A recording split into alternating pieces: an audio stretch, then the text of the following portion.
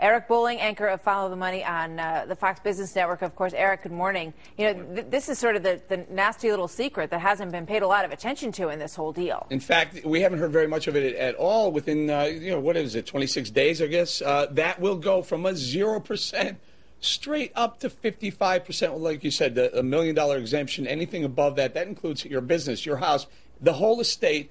55% tax on it. Now, there are those, they're trying to work a compromise like everything else, Martha. John Kyle and Blanche Lincoln, two senators, are saying, how about 35% with a $5 million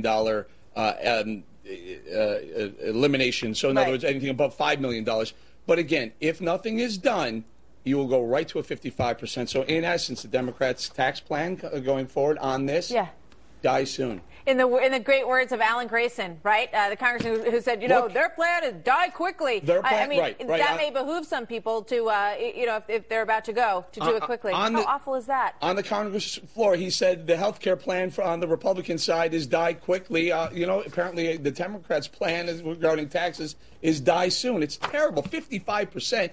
It forces some businesses to shut down, small businesses. When a family is going to be left in a state with a small business that they can't afford the taxes on, they have to sell the business, shut down the business, or start liquidating in advance of the death of the person who owns the business. And it's really counterproductive. And, I think a lot of people hear that $1 million number and they think, well, that's not going to apply to me. I don't care if those taxes go up 55%. But as you're pointing out, if you have a small business and you have a home and you have some savings, you may get to that number pretty easily, right? Very easily. It's everything all in business, estate, home, everything you got, savings, 401ks. You lump it all together, you get the $1 million everything you work so hard for to build up. Right. It's really, honestly, the bottom line, it's a war on small businesses. And it's going to cause all kinds of people to find ways to disperse all of their assets and figure out how not to have that much money. It's going to be a shell game. Eric, thank you very much. Thanks, Martha. Eric Bolling. What's some cheery news? You can catch more cheery news with Eric on his own show, Follow the Money.